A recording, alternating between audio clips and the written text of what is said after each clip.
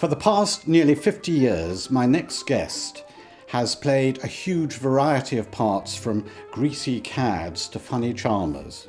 TV first called in the 60s when he did a long stint in the classic TV series Z-Cars as PC Newcomb. Since then, he's barely been off our screens. I'm absolutely thrilled to have the legend that is Bernard Holley. Thank you very much. Let's go back to the beginning. You came from a very large family, I understand. Yes, I have 6 brothers, and still have 6 brothers and 2 sisters. And still quite close. Yes, we meet twice a year. We have a big party to celebrate my mother's life in Kew Gardens every year, and one of us has a Christmas party as well. So from Newcastle to the south coast, depends who it is. You first left school at 16, I believe. What did you do? I didn't know what to do, really. I had this hankering about being an actor, but I didn't think it was possible. So I went to work for Remington Rand as a sort of office boy capacity. Did you like it? Well, I didn't dislike it. I've never disliked anything I've done. But I still had this vision of me walking down the street with a camera behind me. Right. And so when I was I stayed there for a couple of years, and when I was about 18, I wrote to the British Drama League asking them how I should become an actor. And they wrote back to me and addressed it to Miss B. Holley. And that put me off for another year. But eventually I thought, well, I've got to have a go at this before any ambition or dreams I have disappear. Right. So I applied to go to Rose Bruford and got in. And did you get in? And was it easy to get a grant or not? No, it wasn't then, because I had kind of 2 homes. I was living in a bedsit in Earl's Court, and my mother and family were on the south coast, so I didn't know where to apply. But eventually I got one from I think it was the old GLC, or London County Council. It wasn't then. I believe you sort of went to a party sort of in Earl's Court. And Well, before you tell me something, I'd like you to explain why the numbers 1, 3 and 6 mean so much to you. Goodness me. He's really got me baffled here. Well, I do know why. I was living at 106 Lexham Gardens, in Earl's Court, doing various jobs before drama school. And I was walking down the road one day, Lexham Gardens, and at 136, I heard the sound of a party. So I thought, oh, as you did in those days, I'll crash that. So I went back to my flatmate and said, there's a party down the road, do you want to come? We'll crash it. And he didn't want to. So I banged on the door, and this stunning looking woman came down, with long dark hair right down to her waist practically. And I said, I'm all alone in London. It would be very nice if you could let me join your party. And she looked at me and she said, although she denies this to this day, she looked at me and she said, alone, with your charm, she said, come in, she said. So I went upstairs. I didn't see much of her that night, because this was a party to say goodbye to her friends, because she was going to Canada to meet a boyfriend in Canada. She was going to emigrate the following Wednesday. Well, the next day, that was a Saturday night, all that happened. The next day I was walking down Lexham Gardens again, and I looked up, and there she was. Her name was Jean. There she was on the balcony. And I said, ooh, come a cup of tea or something equally silly. And she said, come on up. And she was due to go the following Wednesday, and she didn't go. And it was quite a sort of Romeo and Juliet balcony sort scene. Of was. Sort of. And Mick, that was the chap from Canada, I wouldn't remember his name. And do you keep in touch? No, I don't know what happened to him. He came back to grab his girl back.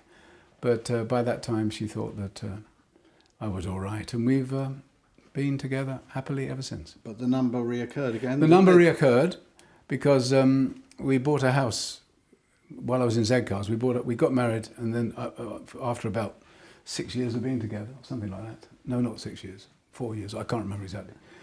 When I was in Z-Cars, we bought a house, and it was 361. But also the other thing is, so I met her at 136. We live in 361, and we're very close to the A316. So there's lots of strange 316s and 163s. And well, at least it's those numbers. It could be something else. it could be, yeah. We won't go there. No, we won't go there. No. Coming back to after Z-Cars, you then have barely been off our screens for the last what, 40 odd years? I mean, it's very difficult to name it might be easier to sort of name the sort of 3 drama TV programs you haven't been, or 2, or 1, I think. I haven't been on Midsummer Murders, and I been really in like to. Yes, well, casting directors, the legend Bernard Holley does want to go on Midsummer Murders, and if he's not in the next season, I'm going to be very cross. So, nice plug there, Bernard. Thank you very much. But which have been some of your most favourite I love doing The Gentle Touch with Jill Gascoigne. I did a couple of series of that, and that was just that again, police. Fun. Again, police, yeah. But playing an arts and antique detective, so I was slightly arty, right. Slightly arty policeman. But I love working with her and the team and everybody in it. It was terrific. Well, talking of arts and antiques, I like the antique programme Never the Twain, the sitcom, which had Windsor Davis and Sir Donald Sinden. Yes. And you played? I played a French waiter, and that was just a lot of fun. I mean, they're two such wonderful old pros, and Donald was always full of stories, and he's a great raconteur. And I've met him quite often over the years at different charity functions that I've been to, and he always comes out with these really funny jokes, which he tells with great style and elan. He's a lovely, lovely man. They both were. I think you're one of the few actors to have headbutted Jesus, haven't you? Yes, I'm not sure you can quite put it like that, but I did an episode of Holby City where I got very cross and headbutted Robert Powell, who, of course, as everybody knows, played Jesus in Jesus. Right. You're very, very famous with your very long association with the programme, Doctor Who. Doctor Who is just extraordinary. I was a young actor, just married, living in a furnished flat with my wife and baby, and Doctor Who came along for the first time, and it was 2 episodes. With Patrick Troughton, it was called The Tomb of the Cybermen. One episode where I was prancing around and going to machinery and trying to find where things were. And then the second episode, I was dead. I was killed at the end of episode 1. To me, it was just a job. I didn't realise that it'd have such an impact on so many lives, Doctor Who. And that I did Z-Cars, and virtually straight after Z-Cars, first of all, I did Elizabeth R, and then 4 episodes of a Doctor Who adventure called Doctor Who and the Claws of Axos, and I played a golden monster. And this particular episode has become a bit of a cult with Doctor Who fans. They seem to like it very much. And in 2010, I've got to get my years right here, 2010, I did an audio disc for a company called Big Finish called Doctor Who and the Feast of Axos, playing the same part that I played 40 years before, but not in vision, as an audio story, and that was hugely well received. I got all extraordinary notices that I sounded exactly the same as I did all those years ago, and that was one disc. And then last year I did another Doctor Who called Love and War, which is being released this coming October, I think.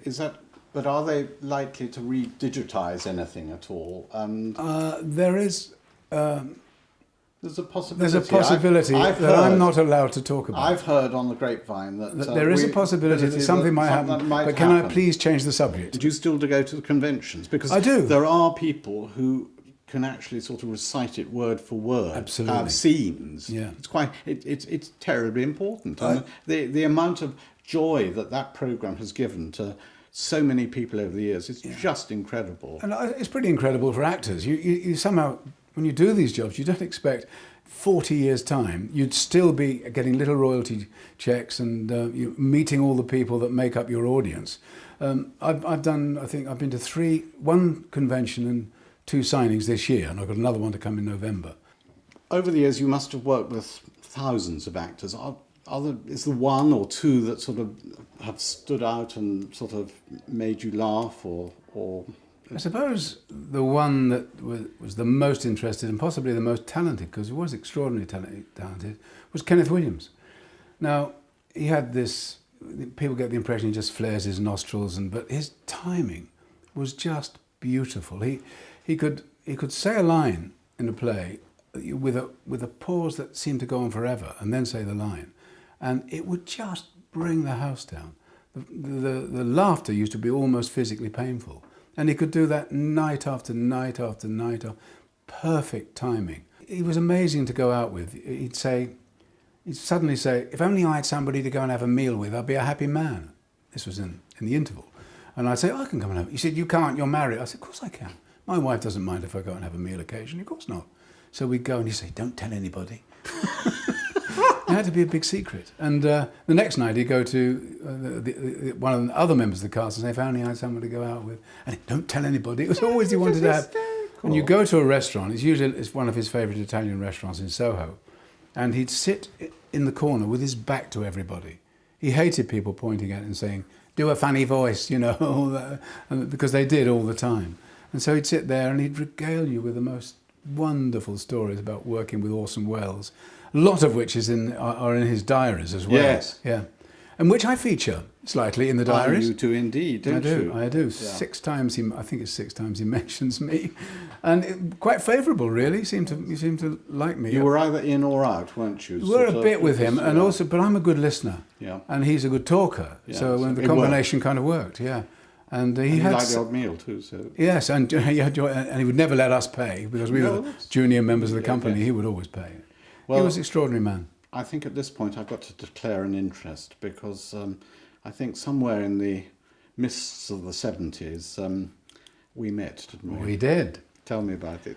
It was Rosencrantz and Guildenstern are dead at the Redgrave Theatre, Farnham.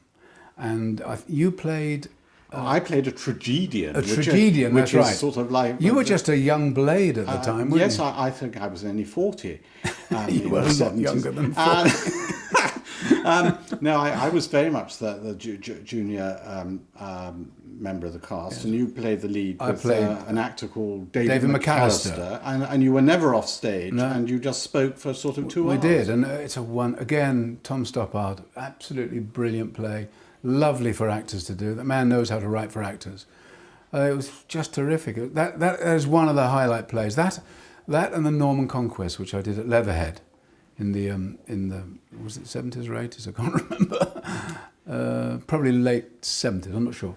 I loved playing Norman. You obviously know the story. It's 3 different plays from 3 different perspectives, all interlocking. But you could look at them and see one night and another one the next night. So it's just wonderful stuff to do.